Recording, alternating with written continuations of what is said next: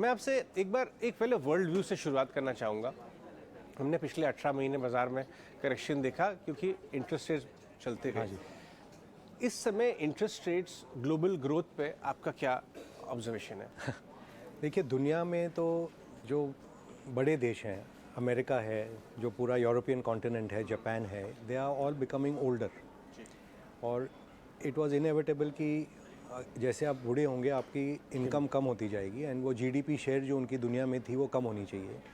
उसको चलाते रहने के लिए वेदर 2008 की क्राइसिस में या कोविड के बाद इन्होंने इतने नोट छापे कि $25 ट्रिलियन क्यूमुलेटिवली इनके सेंट्रल बैंकों ने प्रिंट किया।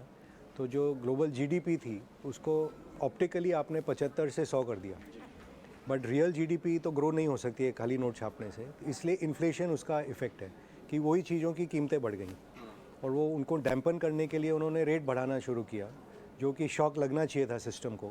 बट इन्होंने इतने नोट प्रिंट कर दिए हैं कि इतना जो वेल्थ है, जो कि वहाँ के जो हम कहते हैं बेबी बूमर जनरेशन है, जो 1960s वर्ल्ड वॉर से 1960s तक जो पैदा हुए थे, या जो जनरेशन एक्स है जो 60s से 80s तक पैदा हुए थे, they are average between 50 to 70 years. तो ये इनकम पे इनका इफ़ेक्ट होने वाला है नहीं, क्योंकि ये लोग वेल्थ से खर्चा कर रहे हैं। तो आप इंटरेस्ट रेट बढ़ाते जाइए, इन पे कोई बहुत खास असर होने वाला है नहीं। And therefore my view is कि ये interest rate may stay longer and stay higher than what people are expecting over there.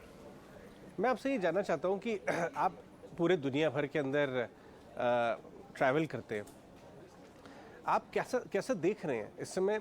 Europe की बात करें, चाइना की बात करें, यूएस की बात करें, एक तो होता है जो रिपोर्ट होता है इकोनॉमी के इंडिकेटर्स, एक होता है रियल ऑन ग्राउंड।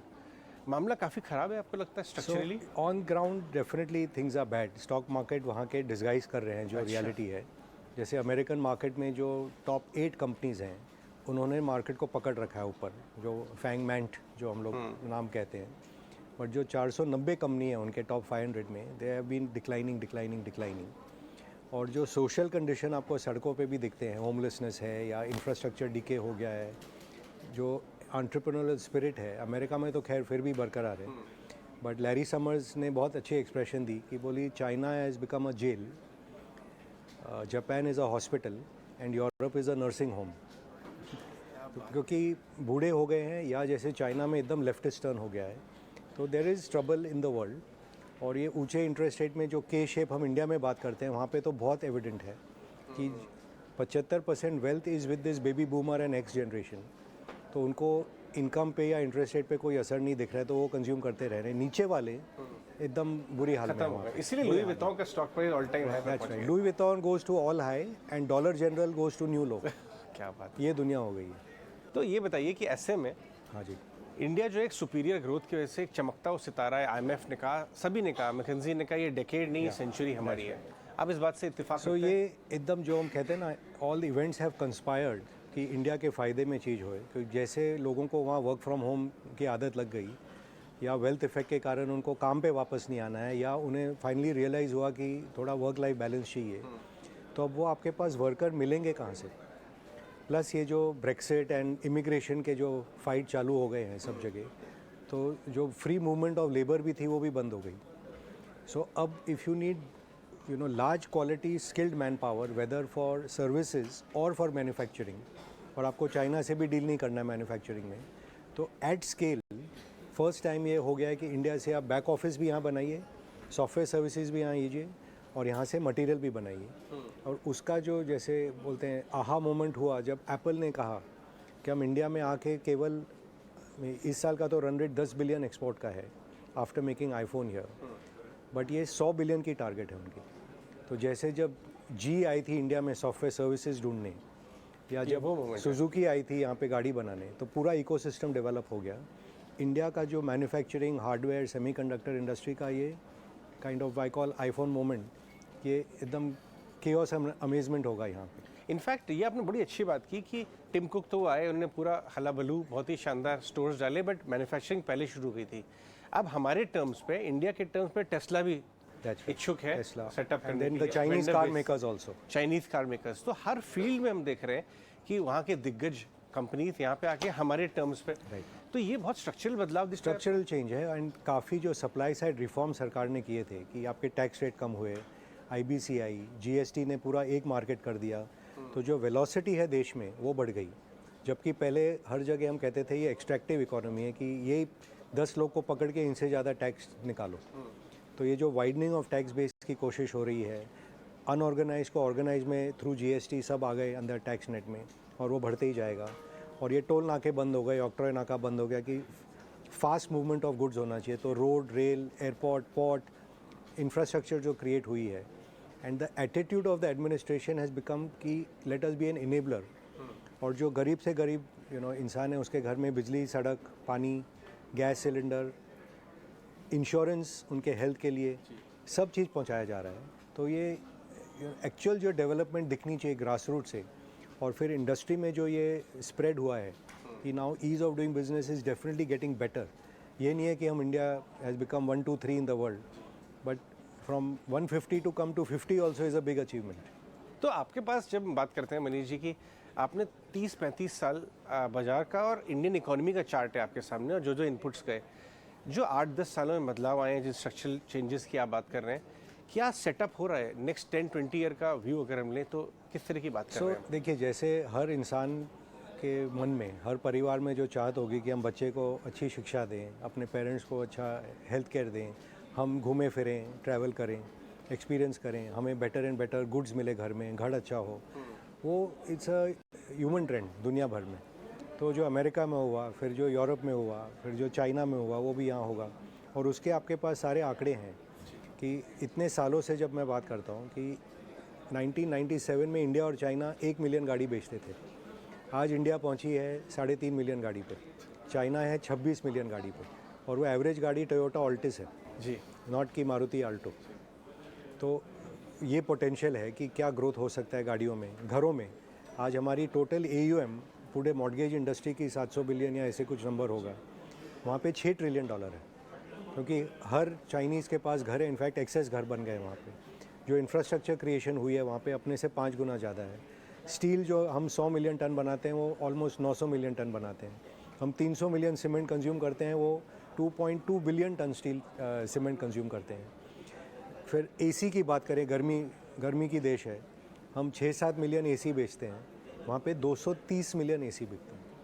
तो ये जो पोटेंशियल है, ये सब होगा यहाँ पे अगले 10, 12, 15 सालों में, ये सब होगा, और हर कंपनी में ये बेनिफिट होगा। और इसके फेजिंग होते हैं ना, कि पहले तो आप सड़कें बनाएं, रेल रोड बनाएं, तभी तो लोग उस पर ट्रैवल करेंगे और होटल में पहुँचेंगे, तब कंज्यूमर बूम होगी वहाँ पे।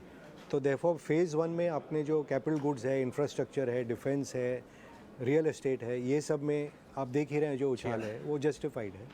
और उसके अगले जो 5-10 साल में कंज्यूमर डिस्क्रेशनरी जो हम कहते हैं, गाड़ियों में, घर के जो पदार्थ हैं, तो इम्प्रूवमेंट, वो सब उसमें इम्प्रूवमेंट आएगा। बट इस पूरे जर्नी में जो कंसिस्टेंट है वो है आपके फाइनेंशियल सर्विसेज।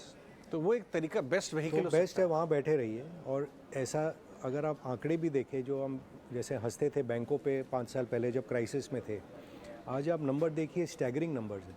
1.25 लाख करोड़ का pre provisioning profit state bank में होगा, 1 लाख करोड़ से जस्ट HDFC में होगा, 50,000 तो आप ICICI में हो जाएगा, 30,000 is PNB, BOB, Canara bank, Axis bank is even higher than that. तो इतने जब लार्ज स्केल प्रॉफिट होते हैं और ये कंपाउंडिंग चालू करते हैं, जो इम्पैक्ट बॉटम लाइन पे आता है, क्योंकि सब में ऑपरेटिंग लेवरेज आना शुरू होता है। तो लोग बहुत नैरोली देख रहे हैं कि आज निम पीक हो गए हैं, पर केवल निम पीक होने से आपका साइकिल ख़त्म नहीं हुआ, बिकॉज ये पूरा रनवे आपके सामने है। तो ये 10-20 साल व्यू तो बैंकिंग लंबा सेक्टर ट्रेंड है। तो 4-5 सी जो ट्रेंड है कि अपनी इंडिया ऑर्गेनाइज हो रही है जी, और फाइनेंशियलाइज हो रही है, उसका बिगेस्ट बेनिफिशियरी तो ये फाइनेंशियल सर्विसेज सेक्टर है। अब उसमें आप बैंक पसंद करें, आप इंश्योरेंस पसंद करें, डिफरेंट स्टेजेस डिफरेंट चीज़ चलेंगे, तो उस पर तो ध्यान होना ही चाहिए। अच्छा, आपको बड़ा बैंक लेना है, प्राइवेट लेना है, पब्लिक लेना है, छोटा लेना है, वो आपके ऊपर है। ठीक है। तो एक तो बहुत ही लंबा चौड़ा थीम ये है, और ये 10 साल चलेगा। आज के हिसाब से consumer discretionary is well known कि अल्टीमेटली यहाँ पे 3 मिलियन गाड़ी के बदले 10-15 मिलियन गाड़ी बिकेंगे, बट वो भाव आर डिस्काउंटिंग दैट। जी, तो उसमें वक्त है, may be prices is not right for that today in all consumer categories. ठीक। तो लेटर का ट्रेंड है। बीच में दो और चीज़ आते हैं आपके कि ये पूरा जो infrastructure, real estate, construction, port, airport, ये जो 2000-2007 के बीच में ट्रेंड चला था infrastructure boom, that boom is here and real. और जबकि कंपनी बहुत कम रह गई और है। कंपनी बहुत कम रह गई हैं, तो उसमें भी जो आज पूरा अर्निंग ग्रोथ जो आने वाला है वो डिस्काउंटेड नहीं है। ओके, सो मल्टीपल ऊंचे लगते हैं, बट यहाँ earning acceleration can be tremendous. तो you have to work hard. ऐसा नहीं है कि कोई भी चीज़ पे हाथ डाल दो और वो चल आपको जाएगा। थोड़ा काम करना पड़ेगा। काम करना पड़ेगा। जैसे इवन डिफेंस में था कि defence stock have rally, government ने काफ़ी अच्छा काम किया हुआ। बट अब अगले हफ्ते जैसे मोदी जी जाएंगे यूएस, हो सकता है कोई डील साइन हो, टेक्नोलॉजी ट्रांसफ़र हो, वो यहाँ भी बनाएंगे, एक्सपोर्ट भी करेंगे, तो अर्निंग प्रोफाइल चेंज हो सकती है। सेकंड लेग आएगा उसके अंदर। सो ये आपकी सॉर्ट ऑफ थर्ड थीम हो गई, financials, consumer, then what I call infrastructure and related, housing, construction, all that. चौथा है जो अपने प्लेटफॉर्म कंपनीज बन रहे हैं यहाँ पे। सो आज आपको लगता है कि भाव जोमेटो का ज़्यादा है या पेटीएम का ज़्यादा है या जो भी, and I am not recommending the company, but जैसे इंडस्ट्री स्ट्रक्चर में एक दो खिलाड़ी बच जाते हैं and we start getting used to this habit, जैसे देन द बिजनेस मॉडल, जैसे Paytm which I used to not like in the past, अब उन्होंने साउंड बॉक्स जो क्रिएशन की बहुत या जो क्रेडिट गारंटी दुकान पे वही एनहेंसमेंट, चल रहा है। करेक्ट। सो अब बिजनेस मॉडल में ये दिखने लगा कि थोड़ा प्रॉफिट यहाँ से निकल सकता है। अब उसका मैथ आप करके आपके हिसाब से आपके भाव पे जो समझ में आए, these will become what I call infrastructure place. क्योंकि न्यू इवेंचुअली इंडिया का इंफ्रास्ट्रक्चर, न्यू इंडिया का infrastructure, this is the digital India जो भारत सरकार ने बनाई। जैसे ONDC आएगा, OCEN आएगा, यूनिफाइड हेल्थ इंटरफेस आ जाएगा, ये पूरे प्लेटफॉर्म प्लेस हो जाएंगे यहाँ पे। ये डिजिटल वर्ल्ड का इंफ्रास्ट्रक्चर हो गया। उसमें एक दो खिलाड़ी हर इसमें जो लीडर बनेंगे, इनमें डिसअपॉइंटमेंट आएगा, भाव अच्छे मिलेंगे, उस टाइम पे आप खड़े रहिए वहाँ पे। अच्छा, ओल्ड इकोनॉमी में आपको कुछ पसंद आ रहा है इस समय? So old, like I said, is this whole manufacturing, कि ये डोमेस्टिक मार्केट के लिए भी और एक्सपोर्ट के लिए भी conditions have become very very conducive. और ये अगर जब तक नहीं होगा, पर कैपिटा इनकम बढ़ेगी नहीं, क्योंकि you have to move people from agriculture to industry and to outside of cities. That can only be solved with manufacturing or with back offices.